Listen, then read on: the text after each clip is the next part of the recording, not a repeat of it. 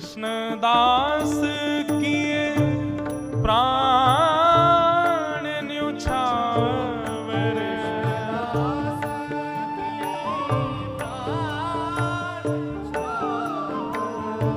कृष्णदास किए प्राण न्योछावर,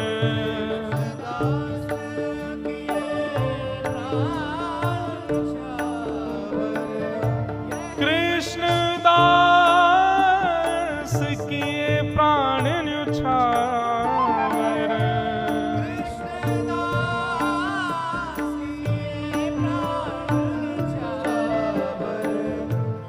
यह तन जग सिर पट क्यों,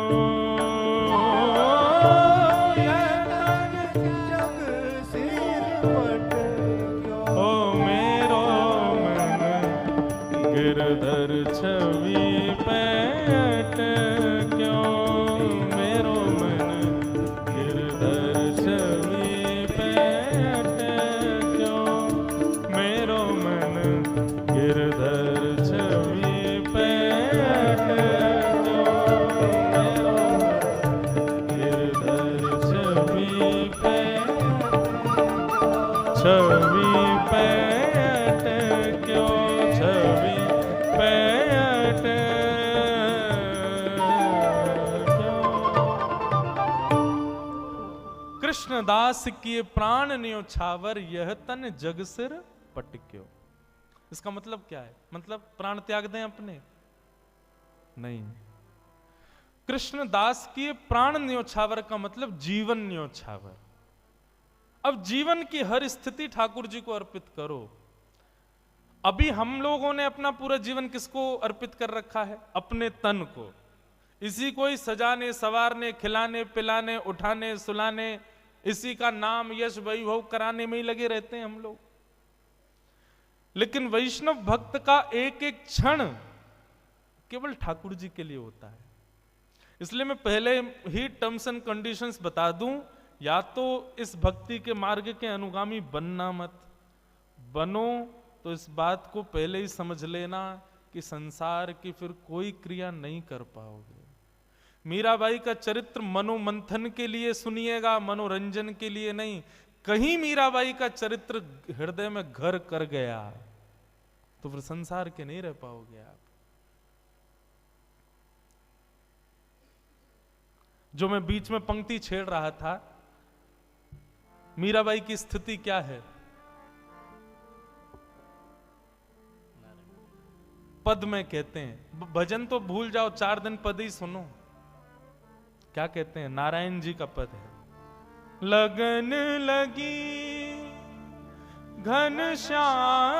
घनश्याम की जाए, लगन लगी घनश्याम की जाए, लगन लगी घनश्याम। स्थिति क्या होती है? धरत कहूं पग परत है कित हूं, रखोगे कहीं पैर और जाएगा कहीं। धरत कहूं पग परत कित हूं, भूल जाए सुधि धाम की,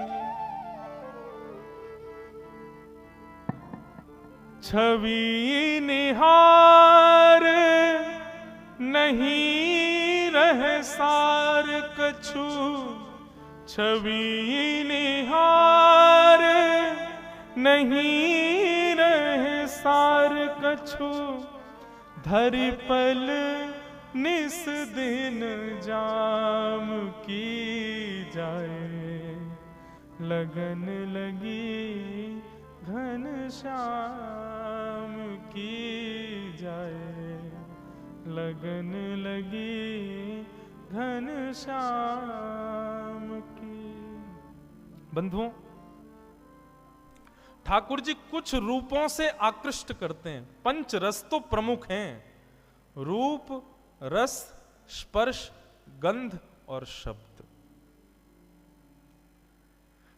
जरूरी नहीं है कि कथा से ही आपका चित्त पकड़ा जाए, लेकिन एक बात समझिएगा, कथा से ठाकुर जी के नहीं हो पाए तो बाकियों में संशय हो सकता है कि बाकियों से ठाकुर जी के हो पाओगे। या तो ठाकुर जी का रूप देख करके आप उनके आसक्त हो जाओगे, या तो ठाकुर जी के रसयुक्त कीर्तन पद को सुन के उनके हो जाओगे, या तो ठाकुर जी के या ठाकुर जी के वैष्णवों के स्पर्श से उनके हो जाओगे, या ठाकुर जी की सुंदर गंध यानी कि उनके अनुभव से उनके हो जाओगे। लेकिन रूप, रस, स्पर्श, गंध, ये चारों तब तक सार्थक नहीं होंगे जब तक शब्द से उनके नहीं होंगे, मतलब कथा से उनके नहीं होंगे। माधवी के साथ क्या हुआ? 24 घंटे ब्रज में कृष्ण की चर्चा चलती रहती है, तो ना चाहते हुए भी कृष्ण चिंतन जा रहा था चित्त में, कृष्ण की कथा प्रवेश कर रही थी चित्त में। चित्त में कथा ने प्रवेश किया, तब रूप ने आकृष्ट किया। कथा पहले आएगी जीवन में, और माफ कीजिए, जिसके जीवन में कथा ने प्रभाव नहीं किया ना, वो उसके सामने ठाकुर जी खड़े भी हो जाएंगे तो भी उसका कुछ नहीं होगा। कथा प्रथम आसक्ति है।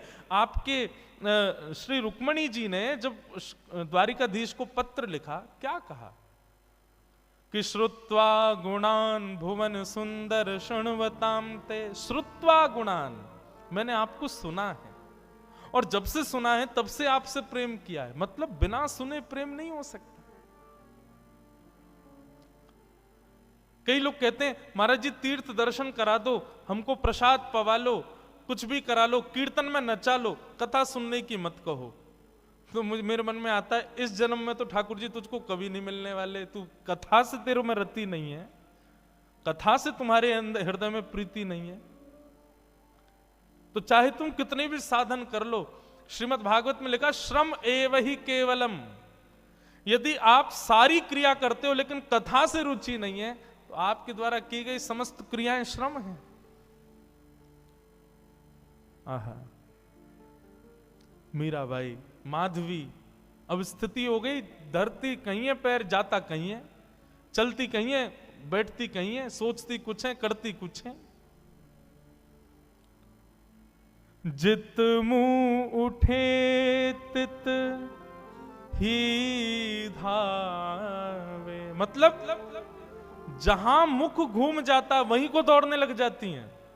वो खड़े श्याम सुंदर, मुख यहां घूम, अरे वो खड़े श्याम सुंदर। जित मुंह उठे तित तित ही धावे, सुरत न छाया धाम की।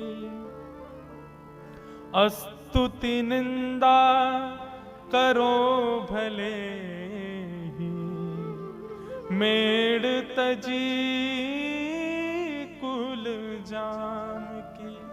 अब चाहे कोई मेरे भाव की प्रशंसा करे या कोई मेरे भाव की निंदा करे, मुझे उससे कोई मतलब नहीं है।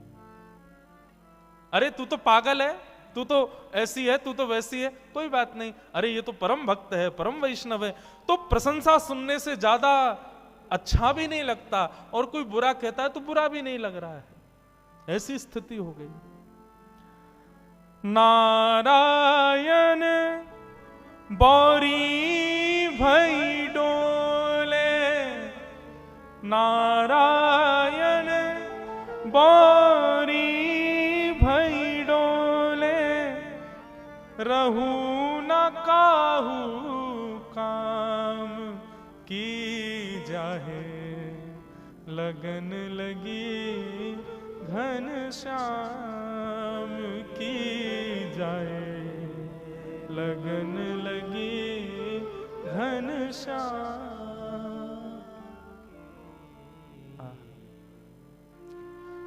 हम किसी काम के नहीं हैं, आपको पता है। हमारी माता जी, हमारे परिवार के लोग हमसे इसलिए दुखी रहते हैं, बोले इससे केवल कथा करना आता और कुछ नहीं आता इसको। हम जब, वैसे तो घर जाने का अवसर नहीं मिलता, 2-3 महीना कथाओं में ही रहते हैं, लेकिन जब घर जाते हैं तो घर के काम माता जी कहती हैं ये भी देखो वो देखो, भैया इतने दिन में आए हो ये देखो, तो वो सब होता ही नहीं है। बस कथा करा लो, ठाकुर जी की सेवा करा लो, उत्सव करा लो, इसके अलावा कुछ और करने को कहोगे तो हम बिल्कुल अंगूठा छाप हैं हर चीज में, हमसे कुछ नहीं हो सकता। और यही स्थिति है बंधुओं, यदि आप संसार के और किसी काम के रह गए तो समझो अभी ठाकुर जी के भय नहीं।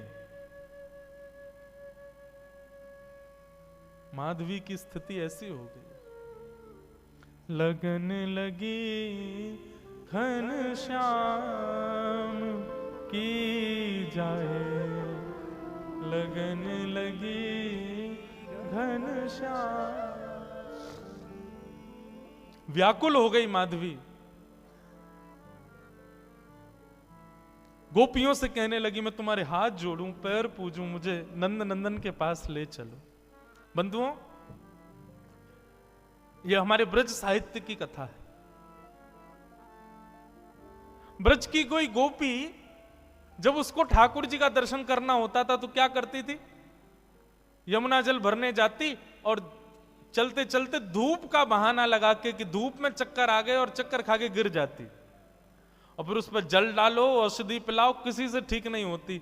तब 2-4 गोपी जाती ठाकुर जी के पास, बोले एक गोपी बेहोश हो गई, चलो। ठाकुर जी आते फिर, और ठाकुर जी आकर के वाक्य कान में आकर के कहते चल रही गोपी जल्दी खड़ी है, जा मैं आ गए हो। सोई गोपी चेतना में आ जाती, ठाकुर जी को देख लेती, ठीक हो जाती। ठाकुर जी वैद्य बन गए, वैद्य राज।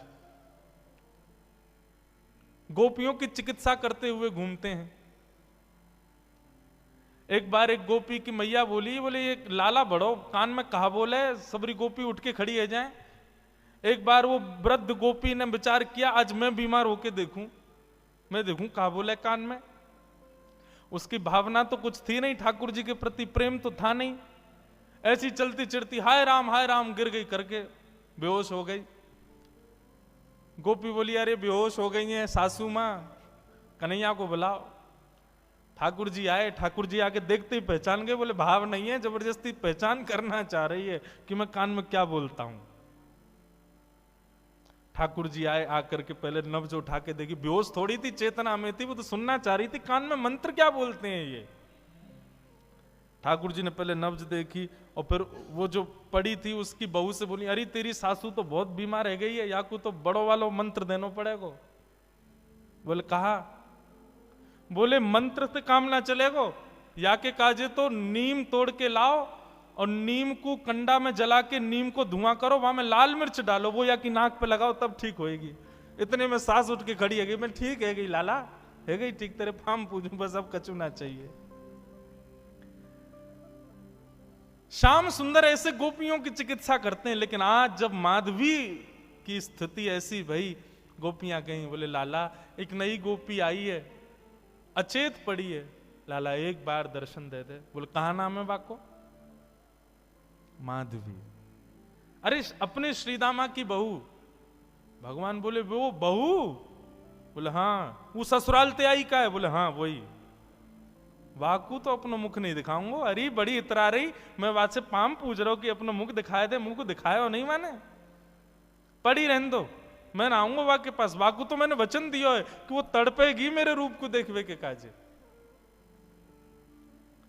ठाकुर जी नहीं गए माधवी से मिलने, क्योंकि ठाकुर जी चाहते थे कि यह विरह वेदना कलयुग में प्रेम लक्षण बन के जन्म लेगा, इसलिए विरह देना पड़ेगा। जब बीज में से एक स्वस्थ वृक्ष को जन्म देना होता है ना, धूप की ताप में रखना पड़ता है। ठाकुर जी यदि किसी को वेदना देते हैं, विरह देते हैं, तो निश्चित है उस पर अति कृपा है, अति प्रसन्न है, उससे कुछ और कामना है। ठाकुर जी सहज में ही किसी को अनुभव दे दें, सहज में ही किसी को कृपा कर दें, तो समझो कि अभी उसकी भक्ति उतनी श्रेष्ठ नहीं हुई। लेकिन किसी को तड़पा में, विरह दे में, तो समझो इससे प्रीति ज्यादा है। व्याकुल माधवी, तभी प्रसंग आया गोवर्धन लीला का। इंद्र के मान को मर्दन करने के लिए भगवान श्री कृष्ण ने जब गोवर्धन पूजा का कार्य रखा, सब ब्रजवासी गए, गोपियां गई। अरे माधवी, वैसे तो कन्हैया आवे ना है, लेकिन आज सब ब्रजवासी जा रहे हैं, आज तो को कन्हैया जरूर दिख जाएगो, चल। माधवी भी गोवर्धन गई है, लेकिन बंधुओं उसकी दृष्टि में पता नहीं क्या हो गया, उसको सब दिख रहे हैं लेकिन ठाकुर जी नहीं दिख रहे। गोपियों से कहे कहीं दिखे श्याम सुंदर, बोले वो तो घूम रहे सामने, देखे तो ठाकुर जी ओझल हो जाएं, ठाकुर जी कहीं छुप जाएं, मानो कोई लता पत्र अपने आप आगे आ जाए, बाधाएं अपने आप खड़ी होने लगी और त्यों त्यों व्याकुल होवे माधवी। 56 भोग के बाद जब इंद्र ने अपने मान के प्रभाव से जब मेघ वर्षा की, त्राहिमाम करके सब ब्रजवासी दौड़ने लगे, तब नन्हे से बाल कृष्ण ने 7 कोस लंबे चौड़े गिरिराज पर्वत को अपने बाम हस्त की कन्नी उंगली पर धारण कर लिया। सब ब्रजवासी जाकर के गिरिराज पर्वत के नीचे खड़े हो गए, माधवी भी वहीं खड़ी थी। गोपियों से बोली, मैं प्राण हाथ जोड़ूं तुम्हारे, एक बार मुझे दृष्टि गोचर करा दो, एक बार उसका दर्शन करा दो बस। गोपियां जैसे तैसे भीड़ के बीच से लेकर के उस मुख्य स्थान पर गई जहां ठाकुर जी खड़े थे, सबको दर्शन हो रहे थे। लेकिन जैसे ही माधवी पहुंची, माधवी ने जैसे ही उस चट्टान के ऊपर देखा जहां ठाकुर जी खड़े थे, ठाकुर जी का एक क्षण गिरधर स्वरूप दिखा और दिखते ही ओझल हो गया, धुंधला हो गया, मानो आंखों में पानी आ गया। खूब मीड़े, खूब जल डाले, लेकिन ठाकुर जी नहीं दिखे। प्राण निकलने को होने लगे माधवी के, लेकिन निकल भी नहीं रहे हैं। सिर पकड़ के बैठी है, प्राण ही निकल जाए, नहीं दिख रहे हैं तो चरणों में सर झुका दिया, बोले क्षमा कर दो, मैंने अपनी मां के गलत उपदेश का पालन किया, जिससे मुख छुपाना नहीं था उससे छुपाया, मुझसे अपराध हो गया नाथ। ठाकुर जी बोले, माधवी अब तो तुझे मेरा रूप नहीं दिखेगा, अब तो प्रतीक्षा कर। कितने वर्षों की प्रतीक्षा? ठाकुर जी बोले, 1 युग की प्रतीक्षा। अब तो तुझे मेरा दर्शन कलयुग में ही होगा, जाओ अब मेरी विरह वेदना रूपी भक्ति में ही रहो, उपासना करो मेरे रूप की, उपासना करो मेरी, तब जाकर के तुमको दर्शन होगा। माधवी का फिर उसके बाद जीवन केवल नेत्र बंद करके साधना युक्त रहती है, रोती है, विलकती है, लेकिन ठाकुर जी नहीं दिखते उसको। ब्रज की गोपियां भी कभी कभी माधवी के ऊपर तरसती हैं कि बताओ हम कितनी सौभाग्यवंत हैं कि हमको दिख जाते हैं, इसको दिखते ही नहीं है। सब आकर के रूप बताती हैं, आज श्याम सुंदर ने ऐसी पाग पहनी है, ऐसे वस्त्र पहने हैं, ऐसी, उन्हीं का ही चिंतन करके माधवी अपना जीवन यापन करती है। और इसी प्रकार सुन सुन करके ठाकुर जी की रूप माधुरी का अपने जीवन यापन करते हुए अपने प्राणों का परित्याग किया माधवी ने। और वही माधवी की दिव्य चेतना इस आभा मंडल में भ्रमण करती रही।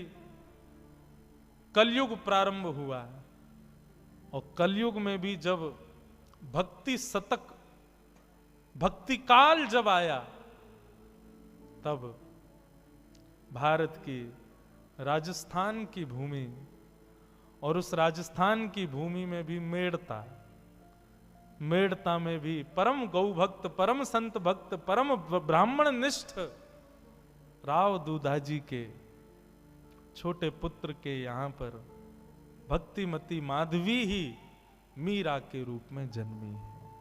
बोलो भक्तिमती मीरा बाई की जय। शरद पूर्णिमा का दिन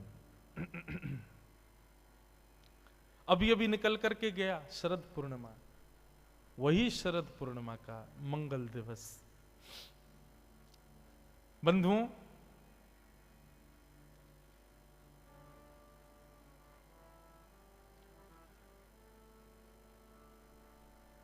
शरद पूर्णिमा के दिन मीराबाई का अवतरण इस बात की पुष्टि है कि कि वो वही माधवी नाम की गोपी ही प्रकट हुई है, क्योंकि यही शरद पूर्णिमा है जिस पूर्णिमा पर ठाकुर जी समस्त गोपांगना